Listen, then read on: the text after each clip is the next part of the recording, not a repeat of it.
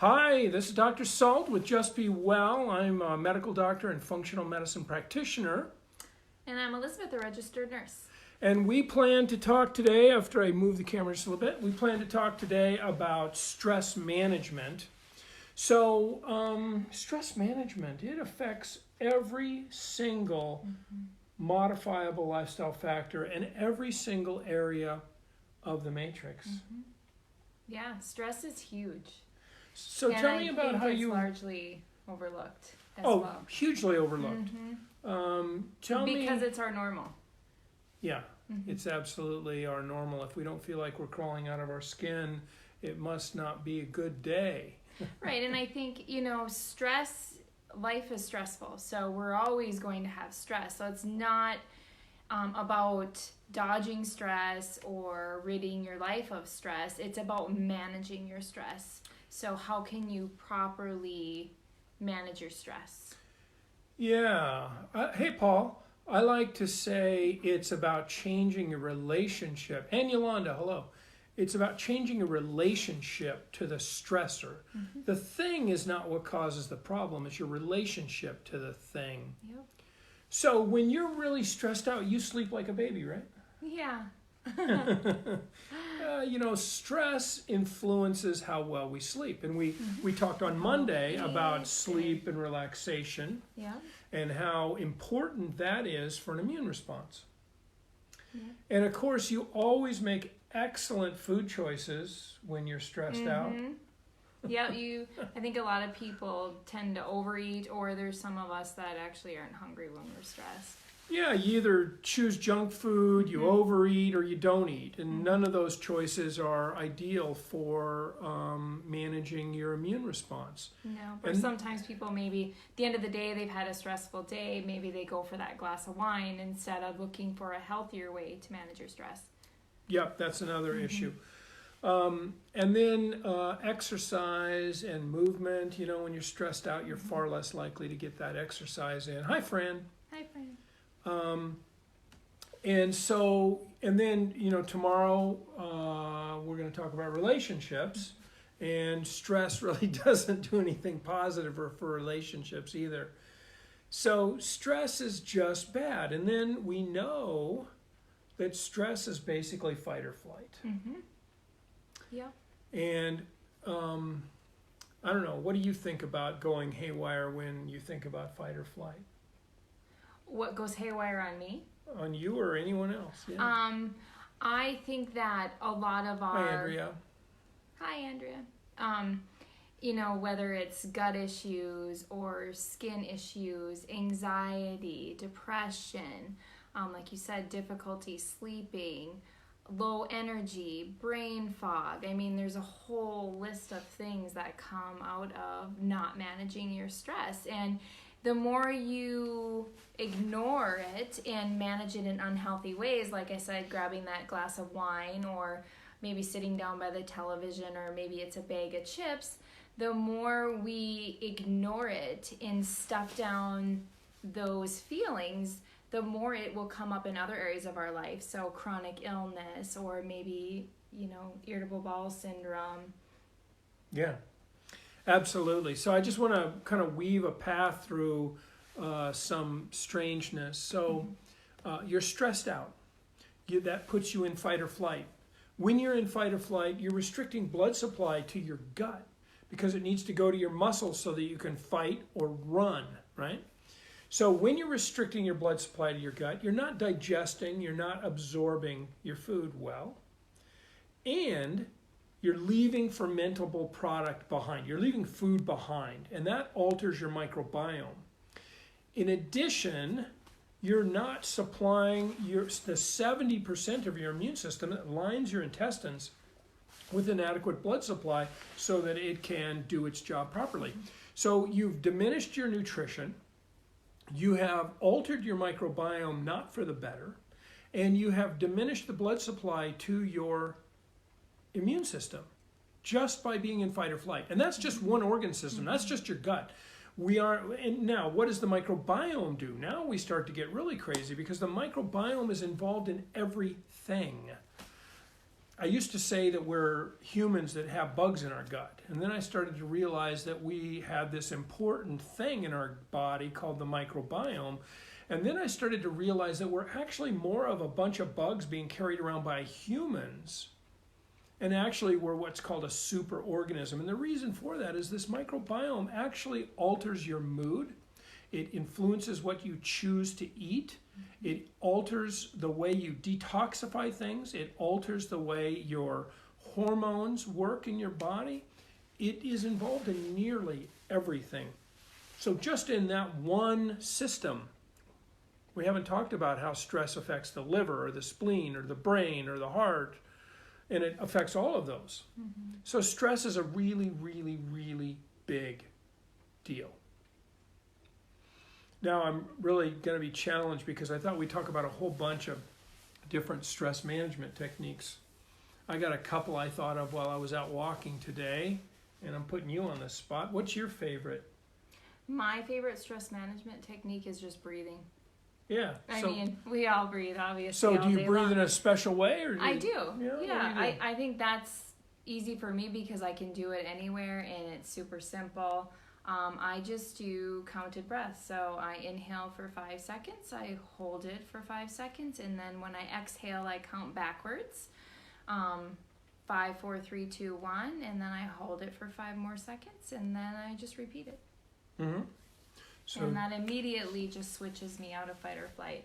Yeah. So, and it sort of forces you to just focus on the breath. It's hard to be thinking about all the craziness when you're focused on counting your breath and breathing in and holding it. You can't think about anything. And having to manage it, because if you breathe in for 5 seconds and hold it for 5 seconds and breathe out for 5 seconds and hold it for 5 seconds, it's actually 20 seconds before you get to breathe in again, or 20 counts. So you have to really be slowing everything down and thinking about the process, and it takes some mental activity to do that. And it's actually been shown that exhaling and holding out is parasympathetic. And that's actually an interesting thing. Biathletes, which they cross-country ski and they shoot, and competitive shooters of all types, you're taught to fire on the exhale, because your heart slows down, everything slows down, so your heart isn't making your weapon do this, and so you can shoot and hit the target better. So it's well known in sports, but it's also well known in medicine that made everything worse. That exhaling is parasympathetic. Mm-hmm. I like to say that my definition, there's 2 definitions of stress that I like. The first and the funny one is that stress is caused by the suppression of the nearly irresistible desire to choke the living snot out of somebody who desperately deserves it. It's not a useful definition, but it's a funny definition. A useful definition, I think, is stress is caused when you're doing one thing and you would prefer to be doing another thing. And if you think about being stressed, it's almost always because there's a conflict. It's a conflict usually about what you are doing and what you wish you were doing, or something related to that. So another thing I thought of when I was walking today, I thought of another one of your technique. I should save your dancing technique. I'll let you describe that. I won't say that one. So I like to talk. What's that? Nothing. I'll talk instead. I'll talk instead about a mindful walk. You just go on a walk. Only the goal of the walk is to simply enjoy the sensory experiences of the walk. So anything that's happening on the walk, the temperature of the air, the smells that come up, the sights that come up, the sounds that come up, the feelings that come up, are all fair game. But balancing your checkbook, or thinking that you should balance your checkbook, or any number of a million things, no, it's not fair game. And so when you realize that your brain is over there thinking about that stuff that's not on the walk, you just gently, go, "You lousy sack of dung." Not that. Just gently bring yourself back to the walk and enjoy all of the sensory experiences of the walk. And so that's a mindful walk. So what about, got any other ideas about stress management? I have lots of ideas about stress management. I've got a whole purse full of them. Oh yeah, that's beautiful. Talk about that. Oh, Talk about your sensory thing. I have a sensory pack that I carry in my purse, and it's a little bag of something to do with each sense. So one is smell, and it's rose oil. The next thing is visionary. Just because you love rose oil. Yeah. So it could be any smell, but yours is rose oil. Yeah, it could be any smell. Mine would be something clove, that, probably. it's all about something that brings you to a place of peace. So rose oil for me brings me to different memories, and it's a peaceful smell. It's a beautiful smell. I also have a couple of stones that I collected on 2 different meditations that I went to that have like writing on them. So Don't touch your face. yeah, that brings me back to there. I have trying to think. I have a mirror, just to not to like check my makeup or anything, but a mirror just to look at myself in the mirror and really bring myself into the present moment. I'm here. Bring myself out of my body or out of my mind into my body. Trying to think of what else I have in there. What do you have for, well, that's sight and smell. Do you have something for taste? Yes, I do. I have Mints. cinnamon mints. Yeah, and then is there something in there for hearing? Cinnamon Altoids. Hearing isn't in there. Hearing has to do for me with music. So, in that instance, I would, whether I'm in my car, it's my radio. Nowadays we have means to music. It seems like all the time since we have our phones. And then touch. I guess that's your rocks. Mm-hmm. Yeah. Yeah, so I love that. I think that's just brilliant. Just creating sort of this sensory immersion when you're feeling stressed and taking yourself, each of those objects brings you a specific place. Mm-hmm. One takes you back to a meditation retreat. One smells, they go straight from your nose to your brain. It's amazing. And so all of that stuff is so powerful. Mm-hmm. Another walking thing. Walk staggered. So you take a step and you stand on one foot. Now you have to have good enough balance to do this. And then you take the next step. So let's say you take a step and stand on one foot for a second. And then you take the next step and stand on one foot for a second. You take the next step and stand on one foot for a second.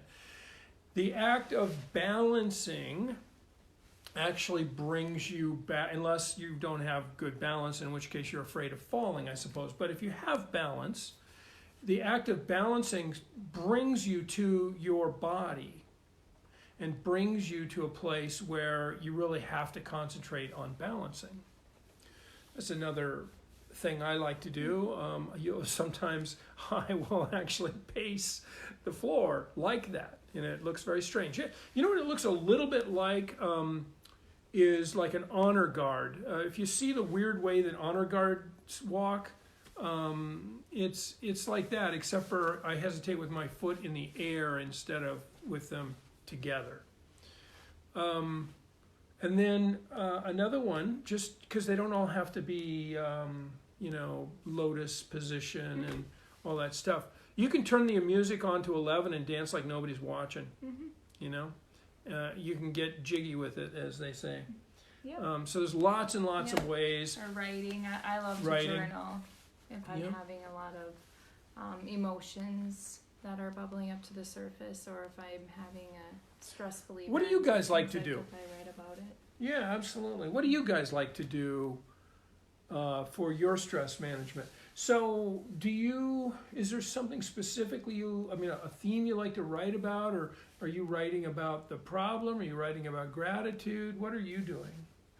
I usually am just writing about the emotions. I actually ask myself what I'm feeling, and, I'll have a word that comes up to the surface, and okay, why am I feeling this? And usually things just kind of bubble up to the surface as I ask myself these things, and I write about it.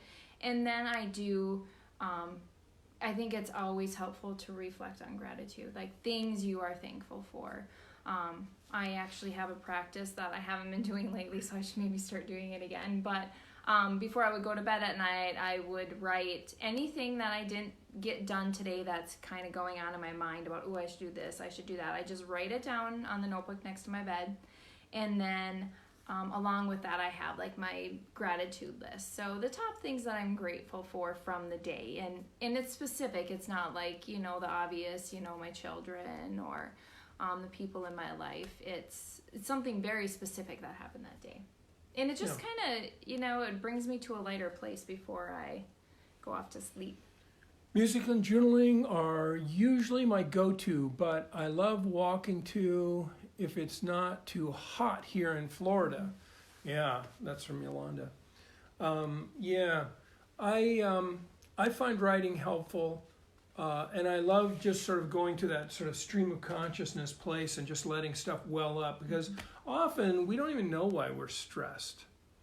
And that can be very helpful to just let that stream of consciousness take you and just write kind of whatever comes up and then start to examine it, because just puking it out doesn't really help that much. Figuring out kind of the, if there's something you can do about it, well, quit fretting and do it. If there's nothing you can do about it, well, then you got to let it go, right? So you got to figure out which it is, because most of us spend most of our time fretting about things we have no control over, or worrying about things that we could just have control over. So that becomes a problem. And Selena says, do deep breathing, exercises, journaling, biofeedback, walking, listening to music, cleaning. Yeah, that's stressful. You're just wrong. And a gratitude lists happy jar. Ooh, tell us about a happy jar. That's interesting. I also meditate, formally meditate. I like to meditate. I find it very useful. I've done a lot of different meditative practices. I like some of the mantras, so like a balance mantra I just talked about, that could be a movement balance mantra. It can be a sensory mantra, which is the sensory walk I talked about. There's also empty mind techniques where you try to allow your mind to be empty. It never happens, right? But if you become aware of the noise in your head, and you can start to have some semblance of control over the noise in your head. It's not that you will ever be able to sit with nothing going, well, guys can do this, nothing going on in their head at all. Women can't, though. I might be in trouble now. So basically, a happy jar is every day you write down the things that made you happy. And then do that from January 1st to December 31st, and then on the 31st you open them and reflect back. Oh, that's cool. That's sort of like a time capsule. Yeah, very cool. That's very cool. So, and I imagine you could sneak once in a while. One of the things I did, which was really an interesting stress thing, I was at a retreat, and they put a piece of paper on each of our backs. And this was like on the last day of the retreat, so we kind of had gotten to know each other a little bit. And everybody was given a pen, and you were supposed to write a positive statement, word or statement, on this person's back. So everybody's running around writing on people's back, And the things that come up, the things that people think about you are kind of extraordinary. Everybody at this group was completely blown away. And for years I kept that under the blotter in my on my office, because I'd lift it up, and when I was having a crappy day, I'd kind of pull it out and go, okay, somebody thinks I'm not a pile of crap, and slide it back in. So, after this is all over, maybe virtually, maybe we should set this up somehow and do some kind of Google Hangout with your friends and have them write, thing. Everybody write things about each other as a way of getting away from that repetitive tape we all have, which only accentuates our negativity and our stress, which is I'm a steaming sack of dung, or some variance of that theme that we all tend to walk around with.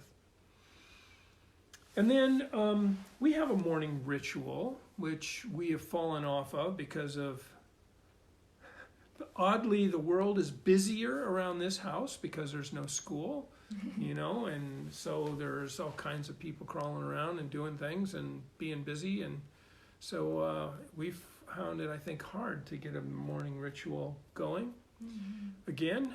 But our morning ritual is to ask ourselves these 6 questions. So what's the first question? What is my essence? So what is my essence? And we look that word up and look up synonyms and really try to ask the question, what's my essence today? And what's my essence in general? And then write about it.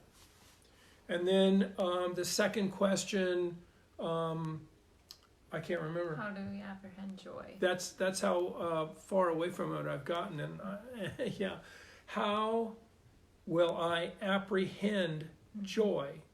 And write about it. And if you only have 6 minutes, if you don't have any time at all, you can just think about it just for a second or two. If you just read the questions and think for just a moment. If you have a little bit of time, 1 minute per question, it's only 6 minutes. And if you have a day, do an hour on each one. It's a 6-hour exercise. But so you write about those things, and those kind of set the stage. Then they've sort of primed you, and then you do just a stream of consciousness kind of writing exercise. See what wells up. And, as you're writing and thinking about it, maybe it informs the rest of the exercise, which the next thing is... what is my offering? Yeah, what is my offering? So what do I have today and what do I have in general? What is my offering to the world? What is my offering to myself? What is my offering to my family? What is whatever? And so write about that for a little bit. And then lastly, second to lastly, penultimate, which means second to last or second to first. How will I manifest? We already apprehended joy. How will I manifest love?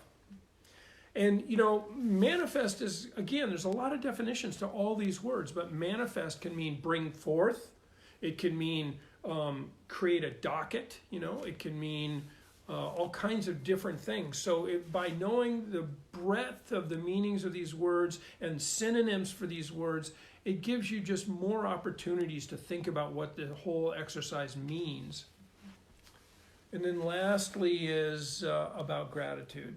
So hopefully all of these 5 questions are informing sort of your thought process, and then hopefully what wells up from the depth somewhere is 3 things that you hold in deep gratitude. And by doing that, it really sets the tone for the day. It wasn't too long ago, I was having a terrible day. Don't touch your eyes. I was having a terrible day, and I hadn't even hardly been awake yet. I just got out of bed on the wrong side, And I started doing this exercise, and I started out with... how will I manifest joy? It's like, well, screw it, I don't care, it's bullshit. And then what do I hold in deep gratitude? Nothing. This whole thing sucks. I'm sick of this shit. Well, and then, okay, well, wait a minute. I have grandchildren, and I really hold them in deep gratitude. And you know what? I don't live in a place where if I walk out the front door, I'm likely to be shot. I actually hold that in great gratitude. And I have a roof over my head, and it's nice because that day it happened to be about 20 below. And, you get into this sort of first world conundrum, and then you start thinking about the world as it actually is, and all of a sudden you've got just a tremendous number of things that seem so trivial, but actually are so unbelievably wonderful. Yeah, we live such a life of abundance, but yet...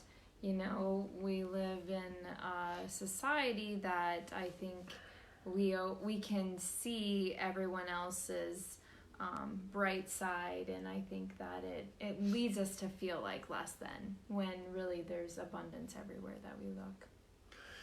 Yeah, I mean, abundance, meaning I have a roof over my head, which is awesome, and I have people who love me, which is awesome.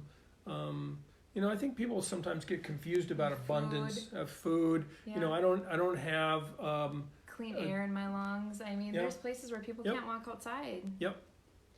Yeah, absolutely. And so, abundance doesn't mean necessarily tangible physical things, and it doesn't mean, oh gee, God, won't you buy me a Mercedes Benz? All my friends drive Porsches, please make amends. That's Janis Joplin, if you don't know. It just means there's such an abundance in life, and just the simple things. So right, fullness. Yeah. And I think stress often comes because it's hard not to do that. Well, they're burning right now for some reason, so I'm just like wanting to roll. Yeah. All right, so that's stress management. And we wanted to really hit on stress management today because it's so detrimental to the immune system. When you're in fight or flight and releasing all that cortisol, it suppresses your immune system. Cortisol Yeah. Cortisol is an immune suppressant. So stress is actually placing you in an immune compromised state. And all the other things we talked about, it affects everything. So really now is the time to not follow our example and actually do your stress management stuff, which isn't really true. We go on a walk every day, and we do stress management things. Try to meditate every morning. It might only be maybe I hear the pitter patter of the feet. Maybe it's a minute, but some mornings it's 30 minutes. So it just depends. Yeah. But it's definitely not a Zen monastery retreat around here. Children and probably not at your house either. The best teachers of Zen. That's true. They really are. I mean, Zen isn't a quiet home and finding peacefulness in that. It's finding peacefulness in the chaos. That's Zen. Yeah. So if you can master Zen in a house full of boys or whoever is in your home or your world, I think that's where I can't remember if it was Ram Dass or Rumi or there's another guy, I can't remember, but he said if you think you're enlightened, try spending a week with your family.